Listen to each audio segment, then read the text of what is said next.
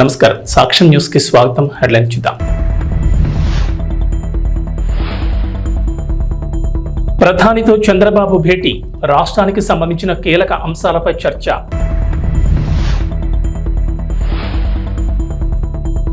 AP ప్రజలకు చంద్రబాబు సర్కార్ good news, ఈ నెల 8 నుంచి ఉచిత ఇసుక విధానం అమలు.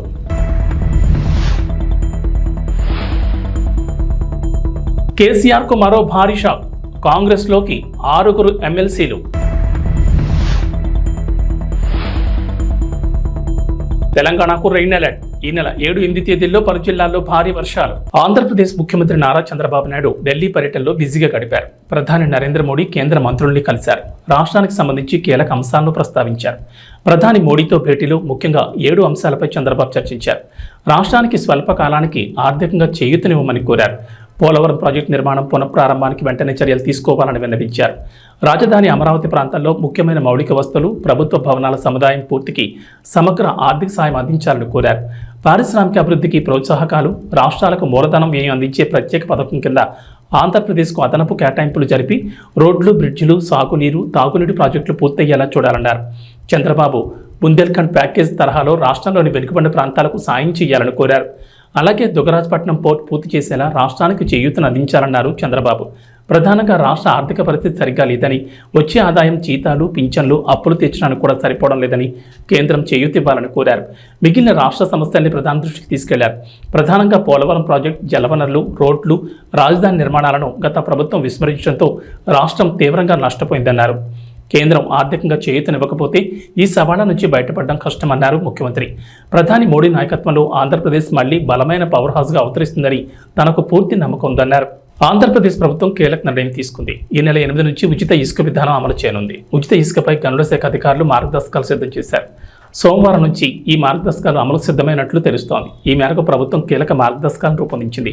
ఇకపై ప్రభుత్వం రూపాయి కూడా ఇసుక నుంచి తీసుకోకూడదని నిర్ణయించింది. ఇప్పటి వరకు టన్ను ఇసుకను 475 రూపాయలు చొప్పున విక్రయించగా ఇందులో కాంట్రాక్టర్ తవ్వకాలు, రవాణా ఖర్చు 100 తీసేస్తే మిగిలిన 375 రూపాయలు ప్రభుత్వానికి వచ్చేది. తాజా నిర్ణయం ప్రకారం 375 కాకుండా కేవలం 88 మాత్రమే వసూలు చేయనున్నారు. ఈ డబ్బులు కూడా స్థానిక సంస్థలకు జమ చేయనున్నారు. ఇందులో సేనరేజ్ ఛార్జ్ కింద 66 రూపాయలు టన్నుకు తీసుకుంటున్నారు. ఈ 66 రూపాయలను నేరుగా జిల్లా, మండల పరిషత్తులు, పంచాయతీలకు చేరుతుంది. 19.80 జిల్లా ఖనిజ నిధి కింద వసూలయ్యే మొత్తం రీచ్ ప్రాంత అభివృద్ధికి జిల్లా ఖాతాలోకి వెళుతుంది. 1.32 గనుల శాఖలో ఖనిజ అన్వేషణ ట్రస్ట్కు వెళ్లనుంది. గతంలో ఉన్న విధానంతో పోలిస్తే ఇసుక ప్రతి టన్నుకు 287 భారం తగ్గుతుందని అధికారులు చెబుతున్నారు. ఆంధ్రప్రదేశ్లో రేషన్ పంపిణీకి సంబంధించి పౌర సరఫరాల శాఖ మంత్రి నాదెండ్ల మనోహర్ కీలక వ్యాఖ్యలు చేశారు. గత ప్రభుత్వ హయాంలో రేషన్ మాఫియాలో ప్రధాన భాగస్వాములు ఎండియు వాహనాల నిర్వాహకులేనని ఆరోపించారు. వైఎస్ఆర్సీపీ ప్రభుత్వంలో రేషన్ డోర్ డెలివరీ పేరుతో 9,260 వాహనాలు కొనుగోలు చేసిన విషయాన్ని గుర్తు చేశారు. దీంతో పౌర సరఫరాల సంస్థకు 1,500 కోట్ల నష్టం జరిగిందన్నారు. రాష్ట్రంలో ఎండియూల ద్వారా రేషన్ పంపిణీ చేయడంపై త్వరలోనే చర్చించి ఓ నిర్ణయం తీసుకుంటామని తెలిపారు. రేషన్లో భాగంగా పేదలకు ఇచ్చే పంచదార, అంగన్వాడీలకు ఇచ్చే కందిపప్పు, నూనె ప్యాకెట్లు బరువు తక్కువగా ఉన్నట్లు గుర్తించినట్లు మంత్రి తెలిపారు. ఈ కారణంగానే రాష్ట్ర వ్యాప్తంగా కందిపప్పు, పంచదార, నూనె, ఇతర ప్యాకెట్ల పంపిణీ నిలిపివేయాలని మంత్రి అధికారులను ఆదేశించారు. అలాగే ప్రస్తుతం నిలిపేసిన పంచదార, కందిపప్పు, ఇతర వస్తువుల్ని త్వరలోనే రేషన్ కార్డుదారులకు అందజేస్తామన్నారు మంత్రి. రేషన్ విషయంలో జాగ్రత్తలు తీసుకుంటామని, అవినీతికి తావు లేకుండా చర్యలు తీసుకుంటామని అన్నారు. 7,615 మెట్రిక్ టన్నులను సీజ్ చేశాం ఒక్క రోజులోనే. ఈ రోజున మళ్ళీ ఉదయం నుంచి ప్రారంభించాం. ఒక 3 చోట్ల మాకు స్పష్టంగా ఆధారాలు దొరుకుతున్నాయి. ఎన్ని కోట్ల రూపాయలు ఈ విధంగా ప్రజాధనాన్ని సొంత లాభం కోసం, ఒక కుటుంబం కోసం ఉపయోగించుకున్నారో మీ అందరికీ బాగా తెలుసు. కాబట్టి ఆ మార్పు ప్రజలు కోరుకున్నారు. ఆ మార్పు మేము చేసి చూపిస్తాం. కాకినాడ పోర్ట్ అంటేనే అందరు భయపడుతున్నారు. ఈ రోజున ఏ స్థాయికి వెళ్ళారంటే సొంత వెసల్ మెయింటైన్ చేసుకుంటున్నారు వాళ్ళు. అంటే ఎంత రైస్ ఇక్కడి నుంచి ఎక్స్పోర్ట్ అయిపోయిందో ఆఫ్రికా దేశాలకి మీకు అర్థం అవుతుంది. సొంత వెసల్ మెయింటైన్ చేసుకునే స్థాయికి వీళ్ళు ఎదిగారు. ఇతర దేశాల్లో వీళ్ళకి అకౌంట్స్ ఉన్నాయి. ఇతర రాష్ట్రాల నుంచి కూడా వీళ్ళు సరుకు తీసుకొస్తున్నారు. స్థానిక పోలీసు అధికారులు కూడా చెప్పాం. టోల్ గేట్ల దగ్గర సీసీటీవీ ఫుటేజ్ తీసుకుని గత 10 రోజుల నుంచి, అంటే నా పర్యటన ఉందని తెలుసుకుని 3-4 రోజుల నుంచి కూడా చాలా స్టాక్స్ లిఫ్ట్ చేసేశారు. ఇది చాలా పెద్ద కార్టెల్ ఏర్పడ్డారు కాబట్టి వీళ్ళందరి పైన కూడా క్రిమినల్ యాక్షన్ తీసుకుంటాం. అందులో ఏమాత్రం కూడా హెసిటేట్ చేసేది లేదు. లావాన్ ఇంటర్నేషనల్, రెండోది అయ్యప్ప ఎక్స్పోర్ట్స్ అంటున్నారు. అది బీబో వాళ్ళు టేక్ ఓవర్ చేసి నడిపిస్తున్నారు. మూడోది విశ్వప్రియ ఎక్స్పోర్ట్స్, నాలుగోది సరళ ఫుడ్స్, ఐదోది సాటెక్స్ ఇండియా. ఈ విఎస్ రాజు గోడౌన్స్ లో మాకు మన ఏపీ సివిల్ సప్లైస్ కార్పొరేషన్ సంబంధించిన ఆధారాలు, అంటే ఈ స్టాక్ కి సంబంధించిన స్లిప్స్ అన్ని కూడా అక్కడ ఉన్నాయి. సరుకు లేదు కానీ అక్కడ గోడౌన్ లో మాకు దొరికినాయి కాబట్టి టాలీ చేసి చూస్తే 2023-24 సంబంధించిన సరుకుగా దాన్ని నిర్ధారించాం. కాబట్టి వాళ్ళపైన కూడా కేసులు పెట్టి ముందుకెళ్తున్నాం. కొంతమంది చాలా పెద్దవాళ్ళు మాకు అన్ని విధాలుగా సపోర్ట్ ఉందని అనుకుంటున్నారు. ఐఎమ్ సారీ, ఇన్ని రోజులు మీరు చేశారు, ఇప్పుడు మాత్రం జరగదు. ఖచ్చితంగా యాక్షన్ తీసుకుంటాం. మాకున్న గోడౌన్స్ కానివ్వండి, ప్రైవేట్ గా తీసుకున్న గోడౌన్స్ లో కానివ్వండి, ఎక్కడ అవకతవకలు జరుగుతున్నాయో, ఏ విధంగా రవాణా జరుగుతుందో, వీటన్నిటిపైన కూడా డెఫినెట్ గా ప్రతి జిల్లాలో కూడా ఈ విధంగానే సమీక్షా సమావేశాలు ఏర్పాటు చేసుకుని కొన్ని చర్యలు తీసుకుంటాం. ఎందుకంటే ఇక్కడ ఒక మాఫియా ఏర్పడింది, వ్యవస్థీకృత మాఫియా, మామూలుగా లేదు. సామాన్యుడి పొట్టగొట్టి 39 రూపాయలు పర్ కిలో బియ్యం మీకు సరఫరా, మేము కొని మీకు ఇస్తుంటే రూపాయికి 8 రూపాయలకి 10 రూపాయలకి ఈ దళారులు వచ్చి ఈ మాఫియా ఏర్పాటు చేసి ఒక కార్టెల్ గా వీరు ఏర్పడి కాకినాడ పోర్టుని అడ్డగా మార్చుకుని రాష్ట్ర వ్యాప్తంగా ఇక్కడ తీసుకొచ్చి ఇది ఒక భారీ దందాకి వీళ్ళు పాల్గొన్నారు. మాజీ ముఖ్యమంత్రి భారత రాష్ట్ర సమితి అధినేత కె చంద్రశేఖరరావుకు వర్ష షాకులు తగ్గుతున్నాయి. గత ఏడాది జరిగిన అసెంబ్లీ ఎన్నికల్లో ఓటమితో డేలాపడ్డ కేసీఆర్ కు నేతలు ఒక్కొక్కరుగా పార్టీని వీడుతున్నారు. కాంగ్రెస్ ఆపరేషన్ ఆకర్ష్ కు బీఆర్ఎస్ విలువలాడుతోంది. కాంగ్రెస్ లోకి బీఆర్ఎస్ వలసల పరంపర కొనసాగుతోంది. తాజాగా బీఆర్ఎస్ కు చెందిన 6 ఎమ్మెల్సీలు కాంగ్రెస్ లో చేరారు. ఎమ్మెల్సీలు భానుప్రసాద్, బస్వరాజ్ సారయ్య, దండే విఠల్, ఎంఎస్ ప్రభాకర్, ఎగ్గె మల్లేశం, బొగ్గారపు దయానంద్ కాంగ్రెస్ కండువాలు కప్పుకున్నారు.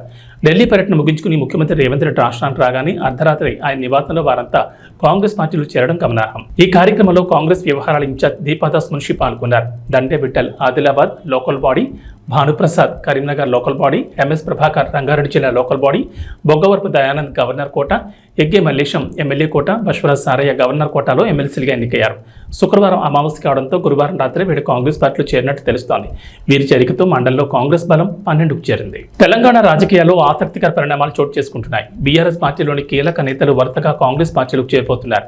ఈ క్రమంలోనే బీఆర్ఎస్ పార్టీలో కీలక నేతగా వ్యవహరించిన సీనియర్ నేత కె కేశవరావు ఆ పార్టీకి గత కొంతకాలంగా దూరంగా ఉండగా నిన్న ఢిల్లీలో అధికారికంగా పార్టీ జాతీయ అధ్యక్షుడు మల్లికార్జున్ ఖర్గే సమక్షంలో కాంగ్రెస్ తీర్థం పుచ్చుకున్నారు. దీంతో 10 ఏళ్ల తర్వాత కేకే మళ్లీ తన సొంత గూడుకి చేరుకున్నట్లయింది. ఈ క్రమంలోనే కేకే తన రాజ్యసభ సభ్యత్వానికి కూడా రాజీనామా చేశారు. ఈ మేరకు తన రాజీనామా లేఖను Rajya Sabha chairman, vice president Jagdeep ధన్ఖడ్కు అందించారు. అయితే రాజకీయాల్లో సీనియర్గా ఎంతో అనుభవం ఉండగా బీఆర్ఎస్ పార్టీలోనూ కేసీఆర్ 10 ఏళ్ల ప్రభుత్వంలోనూ కీలకంగా వ్యవహరించారు. ప్రభుత్వం ఏ నిర్ణయం తీసుకున్నా అందులో కేకే సలహాలు, సూచనలు ఖచ్చితంగా ఉండేవి. అలాంటి వ్యక్తి కాంగ్రెస్ పార్టీలోకి రావడంతో అధికారంలో ఉన్న రేవంత్ రెడ్డి సర్కార్ ఆయనకు సముచిత స్థానం కల్పించాలని యోచిస్తోంది. ఆయనకున్న రాజకీయ పాలనాపరమైన అనుభవాలను వినియోగించుకునేందుకు గాను ప్రభుత్వ సలహాదారుగా నియమించాలని రేవంత్ రెడ్డి సర్కార్ యోచిస్తున్నట్టు తెలుస్తోంది. ఈ మేరకు అధికారికంగా ప్రకటన వెలువడాల్సింది. ఎన్నికలప్పుడు మాత్రమే రాజకీయాలని, ఆ తర్వాత పార్టీలకు అతీతంగా అభివృద్ధి కోసం పనిచేస్తామని, కేంద్రంతో సత్సంబంధాలు కొనసాగించాలనేదే తమ ఉద్దేశం అంటూ సీఎం రేవంత్ రెడ్డి తెలిపారు. సీఎం రేవంత్ రెడ్డితో పాటు డిప్యూటీ సీఎం మల్లు భట్టి విక్రమార్క తదితరులు ఢిల్లీ పర్యటనలో ఉన్నారు. ఈ పర్యటనలో భాగంగా ప్రధానమంత్రి నరేంద్ర మోడీ, హోంశాఖ మంత్రి అమిత్ షా తదితర మంత్రులతో భేటీ అయ్యారు. తెలంగాణ రాష్ట్ర ప్రయోజనం దృష్టిలో ఉంచుకుని విభజన చట్టంలోని పలు అపరిష్కృత సమస్యలను వెంటనే పరిష్కరించేందుకు చొరవ చూపాలని, విభజన హామీలను త్వరగా నెరవేర్చడమే కాకుండా రాష్ట్రానికి రావాల్సిన నిధులను వెంటనే విడుదల చేయాలని రేవంత్ రెడ్డి బృందం కేంద్రానికి విజ్ఞప్తులు చేసింది. ఈ మేరకు మోడీకి, అమిత్ షాకి పలు వినతి పత్రాలు సమర్పించింది. కేంద్ర పెద్దలతో భేటీ అనంతరం మీడియాకు రేవంత్ రెడ్డి బృందం సమావేశం ఏర్పాటు చేసింది. సమావేశాలకు సంబంధించిన వివరాలు మీడియాకు వివరించారు. రాష్ట్ర అభివృద్ధితో పాటు విభజన చట్టంలో ఉన్న అంశాలపై ప్రధానమంత్రి నరేంద్ర మోడీతో పాటు కేంద్ర హోంశాఖ మంత్రి అమిత్ షాను కలిసినట్లు రేవంత్ రెడ్డి తెలిపారు. అనంతరం భేటీలో కేంద్రానికి చేసిన విజ్ఞప్తులను, వివరాలను డిప్యూటీ సీఎం భట్టి విక్రమార్క మీడియాకు వివరించారు. 1, 2 కాకుండా కేంద్రానికి తెలంగాణ ప్రభుత్వం పెద్ద డిమాండ్ల లిస్ట్ ఇచ్చినట్లు భట్టి తెలిపారు. గజ్వేల్ పట్టణంలో శివాజీ స్టాచ్యూ వద్ద Gajwel inspector Saida, traffic inspector Murali సిబ్బందితో కలిసి విస్తృతంగా వాహనాల తనిఖీలు చేస్తూ డ్రంక్ అండ్ డ్రైవ్ టెస్టులు నిర్వహించారు. ఈ సందర్భంగా ఇన్స్పెక్టర్ సాయిదా మాట్లాడుతూ మద్యం సేవించి వాహనాలు నడపొద్దని సూచించారు. రోడ్డు నిబంధనలు, ట్రాఫిక్ నిబంధనలు పాటించి వాహనాలు నడిపి క్షేమంగా గమ్యస్థానాలకు చేరుకోవాలన్నారు. మద్యం సేవించి వాహనాలు నడపొద్దని, మోటార్ సైకిల్ వాహనదారులు తప్పకుండా హెల్మెట్ ధరించాలని, ప్రమాదాల నివారణ కృషి చేయాలని తెలిపారు. మోటార్ సైకిల్ వాహనదారులు తప్పకుండా హెల్మెట్ ధరించాలని, ప్రమాదాల నివారణ కృషి చేయాలని తెలిపారు. రోడ్లకు ఇరువైపులా ఏర్పాటు చేసిన సైనింగ్ బోర్డ్స్ సూచనలు, సలహాలు పాటిస్తూ సేఫ్టీగా డ్రైవ్ చేసి క్షేమంగా గమ్యస్థానాలకు చేరుకోవాలని సూచించారు. కారు నడిపేటప్పుడు సీట్ బెల్ట్ ధరించాలని సూచించారు. వాహనదారుల్లో, ప్రజల్లో మార్పు వచ్చినప్పుడు మాత్రమే రోడ్డు ప్రమాదాలు తగ్గుతాయని తెలిపారు. ఈ కార్యక్రమంలో గజ్వేల్ ట్రాఫిక్ సిబ్బంది, పోలీస్ సిబ్బంది తదితరులు పాల్గొన్నారు.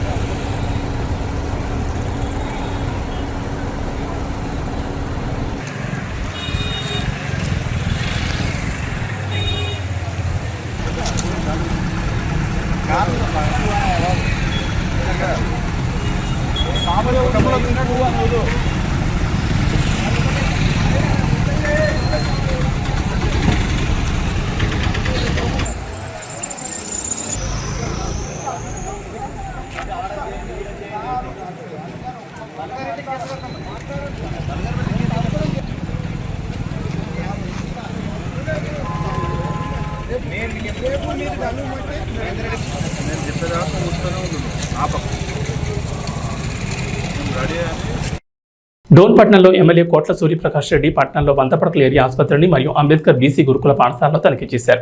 ఈ సందర్భంగా వంతపడకల ఏరియా ఆసుపత్రికి కావాల్సిన సదుపాయాలు మరియు మిషనరీ గురించి డాక్టర్లతో తెలుసుకున్నారు. X-ray room, lab, casualty, delivery ward కొరత పరిశీలించారు. అక్కడ ఉన్న రోగులతో మాట్లాడి సమస్యలు తెలుసుకున్నారు. అనంతరం అంబేద్కర్ బీసీ గురుకుల పాఠశాలలో 480 మంది పిల్లలకు hostel, kitchen, dining hall, students bench మరియు నీటి సమస్యలు తెలుసుకుని త్వరలో పూర్తి చేస్తామన్నారు. పాఠశాలలోని పిల్లలతో మాట్లాడి భోజన సదుపాయాలు, నీటి వసతి ఎలా ఉన్నాయని తెలుసుకున్నారు. అనంతరం పాతపేటలో ఉన్న ఆసుపత్రి భవనాన్ని మరియు పాత మున్సిపల్ భవనాన్ని ప్రభుత్వ ఆఫీసులకు ఉపయోగించుకునేలా చర్యలు చేస్తామన్నారు. ఈ కార్యక్రమంలో టీడీపీ నాయకులు మరియు బీజేపీ నాయకులు, జనసేన నాయకులు పాల్గొన్నారు.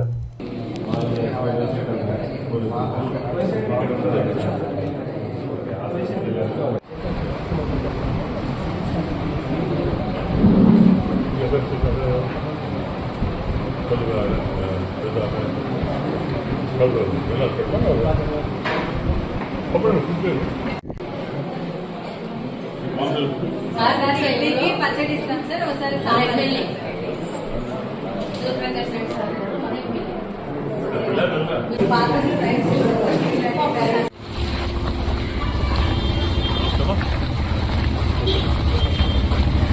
కర్నూలుకి రెఫర్ చేస్తున్నారు. ప్రైవేట్ హాస్పిటల్ ఇక్కడ నుంచి రెఫర్ చేస్తున్నారని ఆరోపణ, రోగుల ఆరోపణ. అదే దానికి అనుకుందాం, వంట డీటెయిల్స్ కనుక్కోవాలి. ఇప్పుడు మేమంతా కూర్చొని మాట్లాడతారు, ఎందువల్ల రెఫర్ చేస్తున్నారు, షార్ట్ ఆఫ్ ఎక్విప్మెంటా, షార్ట్ ఆఫ్ డాక్టర్సా, లేదా రకరకాల హండ్రెడ్ హాస్పిటల్గా బెడ్స్ రాలేదు. వాళ్ళ మినిమం ఫెసిలిటీస్ కావాలి వాళ్ళకి. ఆపరేషన్ చేయాలా లేకపోతే పేషెంట్స్ చూడాలంటే మినిమం ఫెసిలిటీస్ కావాలి. వాటర్ కానివ్వండి, రకరకాల పరీక్షలు కానీ వాళ్ళు లేవుతాయి, వాళ్ళు చెప్తారు ఇంకా కంప్లీట్ కాలేదు, ఓన్లీ ఫస్ట్ ఫ్లోర్ కంప్లీట్ అయింది, సెకండ్ ఫ్లోర్ కంప్లీట్ కాలేదు. వాళ్ళు ఇబ్బంది అనుకున్నాయి. అవన్నీ కూడా డిస్కస్ చేసుకొని ఏం చేస్తే బాగుంటుంది, తొందరగా ప్రజలకు అందుబాటులో వచ్చే బాగా చేయాలి. ఒకసారి మళ్ళీ డాక్టర్ అంతా మీటర్ కలిసి డాక్టర్స్ మాట్లాడి మాట్లాడి ఎందువల్ల డిలే అయింది, వాట్ ఆర్ రీజన్స్ కనుక్కొని తొందరలోనే స్టాఫ్ రిక్రూట్ చేసుకుంటూ మన స్టార్టెడ్ డాక్టర్ ఎందుకు రావట్లేదు డాక్టర్స్ సమ్ రీజన్స్ ఉంటాయి కనుకొని దాన్ని మనం రీప్లేస్ చేస్తారు. డాక్టర్ అయిపోతే కొందరు వేరే డాక్టర్ వేసి ఇబ్బంది లేకుండా చూస్తే ప్రయత్నం చేస్తాం. సో నేను సుమారు ఎప్పుడైనా మంచి డిస్కస్ చేసి వాళ్ళ ప్రాబ్లం డాక్టర్ చెప్పాను. నేను వాళ్ళ ప్రాబ్లమ్స్ ఏంటి, వాళ్ళ ఏమైనా తక్కువనే వాళ్ళ స్టాఫ్ కానివ్వండి, నిజంగా మామూలుగా ఇన్పేషెంట్స్ ఫుడ్ సిస్టమ్ కానివ్వండి, రకరకాల సమస్యలు కొన్ని డిస్కస్ చేసి దాన్ని తొందరగా మాట్లాడి తొందరగా 1 months దాన్ని కంప్లీట్ చేసి ప్రజలకు అందుబాటు వస్తే ప్రయత్నం చేస్తాం. అల్లూరు సీతారామరాజు ఒక పోరాట స్ఫూర్తి అని, వారి ధైర్య సాహసాలు యువతకు ఆదర్శనీయమని జిల్లా కలెక్టర్ పి రంజిత్ పాషా కొనియాడారు. అల్లూరు సీతారామరాజు 126వ జయంతి సందర్భంగా కలెక్టరేట్ కాన్ఫరెన్స్ హాల్లో జిల్లా గిరిజన సంక్షేమ శాఖ ఆధ్వర్యంలో అల్లూరు సీతారామరాజు చిత్రపటానికి జిల్లా కలెక్టర్ పూలమాలలు వేసి ఘనంగా నివాళులర్పించారు. ఈ సందర్భంగా జిల్లా కలెక్టర్ మాట్లాడుతూ, భారత స్వాతంత్ర చరిత్రలో అల్లూరు సీతారామరాజు ఒక మహోజ్వల శక్తి అని, ఆయన జరిపిన పోరాటం స్వాతంత్రోద్యమంలో ఒక ప్రత్యేక అధ్యాయం అన్నారు. స్వాతంత్రోద్యమంలో పాల్గొని తనకంటూ ఒక ప్రత్యేక స్థానాన్ని చాటుకున్న విప్లవ వీరుడన్నారు. మన్యం వీరుడు అల్లూరు సీతారామరాజు స్ఫూర్తితో ప్రతి ఒక్కరూ సామాజిక బాధ్యత కలిగి ఉండాలన్నారు. అల్లూరు సీతారామరాజును ఆదర్శంగా తీసుకుని దేశ సమాజ సేవలో ప్రతి ఒక్కరూ భాగస్వాములు కావాలన్నారు. అల్లూరి సీతారామరాజు చరిత్రను విద్యార్థులంతా తప్పకుండా తెలుసుకోవాలని, అల్లూరి స్ఫూర్తిని ఆదర్శంగా తీసుకుని నిస్సహాయ స్థితిలో ఉన్న వారిని ఆదుకోవాలని కోరారు. అల్లూరి సీతారామరాజు 1897 సంవత్సరంలో జన్మించి కేవలం 27 ఏళ్లు మాత్రమే జీవించి సమాజం కోసం ప్రాణాలు అర్పించారని తెలిపారు. ఆయన మరణించి 100 సంవత్సరాలు గడుస్తున్నా ఇప్పటికీ స్మరించుకుంటున్నామని, దేశం కోసం, అడవి బిడ్డల సంక్షేమం కోసం పోరాడిన వ్యక్తి అల్లూరి సీతారామరాజు అన్నారు. అప్పట్లో బ్రిటిష్ వారు మన్యంలో ఉన్న గిరిజనులను ఎన్నో ఇబ్బందులు గురిచేసేవారని, అడవిలో ఉండే ఉత్పత్తులు సేకరించి అమ్ముకునే వారిపై దమనకాండ చేస్తుండగా బ్రిటిష్ వారిపై వివిధ రకాలుగా పోరాడి వారికి విముక్తి కల్పించిన వ్యక్తి అల్లూరి సీతారామరాజు అన్నారు. ఆయన పోరాటాన్ని స్ఫూర్తిగా తీసుకుని దేశ యువత ముందుకు సాగాలని కలెక్టర్ అన్నారు. ఉద్యోగ పర్వంలో ఏజెన్సీ ప్రాంతంలో సేవ చేసే సౌభాగ్యం తనకు కలిగిందని కలెక్టర్ తెలిపారు. జోహార్ అల్లూరి సీతారామరాజు, జోహార్ అల్లూరి సీతారామరాజు, పాకిస్తాన్ అల్లూరి సీతారామరాజు ఆశయాలను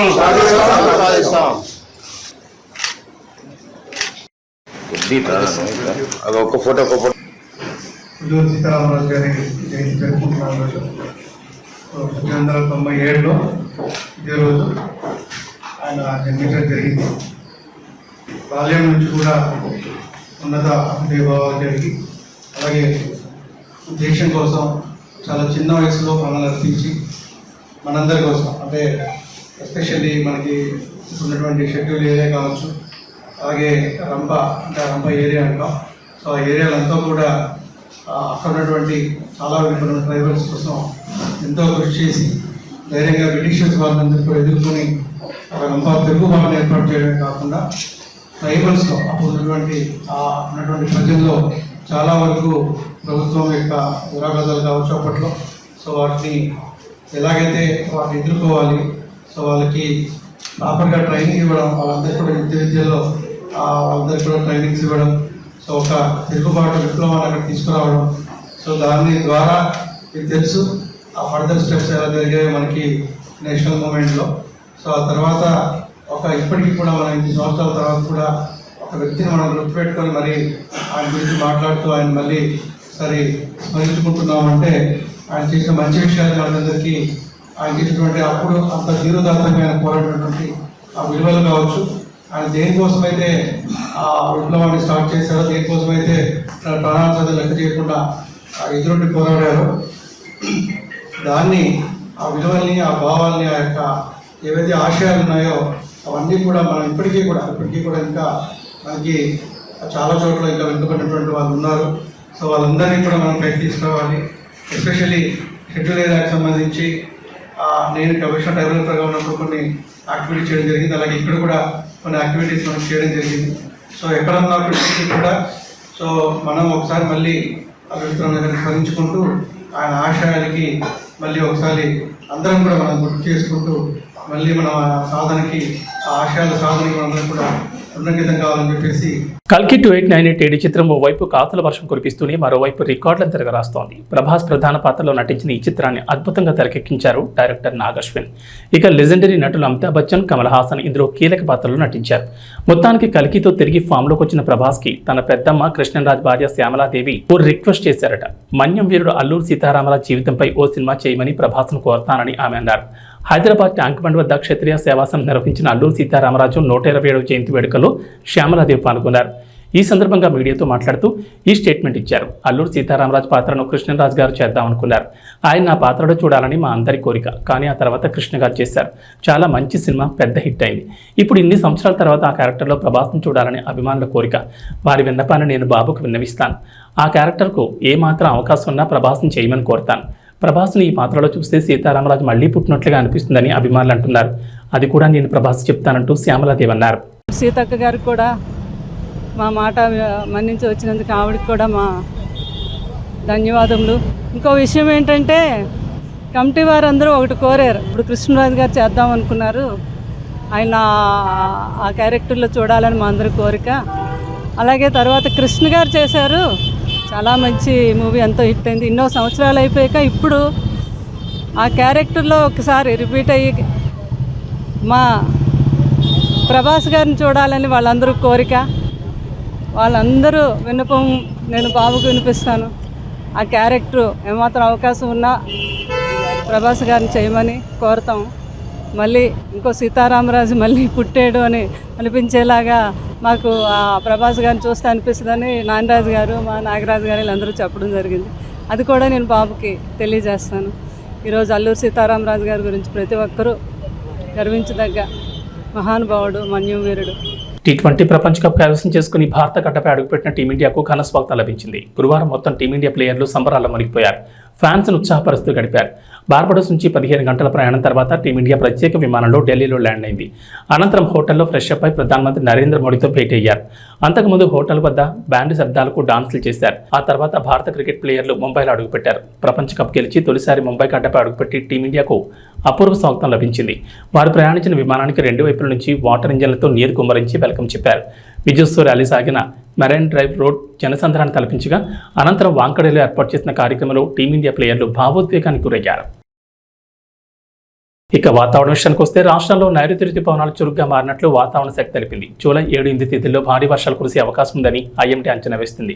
జూలై 7న ఆదివారం భద్రాద్రి కొత్తగూడెం, ఖమ్మం, నల్గొండ, సూర్యాపేట, నాగర్ కర్నూలు, వనపర్తి జిల్లాలోను, జూలై 8 సోమవారం మంచిర్యాల, కరీంనగర్, పెద్దపల్లి, జయశంకర్ భూపాలపల్లి, ములుగు, మహబూబాబాద్, వరంగల్, హనుమకొండ, జనగాం జిల్లాలో భారీ వర్షాలు కురుస్తాయని పేర్కొంది. వీటితో పాటు ఇతర జిల్లాల్లోనూ ఎదురుగాలుతో కూడిన మోస్తరు వర్షాలు పడే అవకాశాలున్నాయని చెప్పింది. అటు గురువారం ఉదయం నుంచి శుక్రవారం ఉదయం వరకు పలు ప్రాంతాల్లో తేలికపాటి వర్షాలు నమోదయ్యాయి. యాదాద్రి, సూర్యాపేట, ఖమ్మంతో పాటు పలు చోట్ల ఓ మోస్తరు వర్షాలు కురిశాయి. శుక్రవారం రాత్రి హైదరాబాద్ నగర శివార్లోని ఎల్బీ నగర్, వనస్థలిపురం, హయత్ నగర్, పహాడీ షరీఫ్, తుక్కుగూడ, బాలానగర్, బిఎన్ రెడ్డి నగర్లో మోస్తరు జల్లులు పడ్డాయి. నైరుతి రుతుపవనాలతోడు ఉపరితల గాలులు వీస్తున్నాయని, గురువారం నుంచి 5 రోజుల పాటు తేలికపాటి నుంచి ఓ మోస్తరు వర్షాలు కురిసే అవకాశం ఉన్నట్లు ఇప్పటికీ ఐఎండీ అంచనా వేసింది. ఇవి బులెటిన్ విశేషాలు. నమస్కారం.